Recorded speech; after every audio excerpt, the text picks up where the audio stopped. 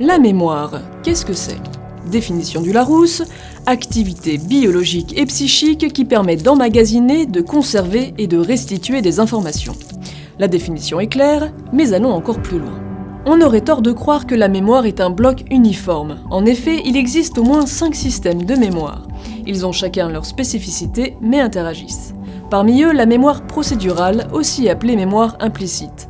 Elle fait partie de la famille des mémoires qui stockent les informations sur de longues durées. La mémoire procédurale concerne l'apprentissage et le stockage des savoir-faire. Jouer du piano, faire du vélo, planter un clou, marcher, etc.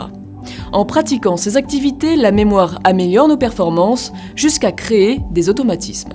C'est une mémoire que l'on active alors de façon quasi inconsciente. Cette mémoire n'est donc pas verbalisable puisqu'elle ne concerne que des mouvements. En cela, elle est indépendante des autres types de mémoire. Pour mieux comprendre, observons Gustave. Il a appris à tenir en équilibre sur son vélo quand il était encore haut comme 3 pommes. Maintenant, grâce à sa mémoire procédurale, il peut pédaler sans réfléchir à ses mouvements, ce qui lui permet par exemple de profiter du paysage.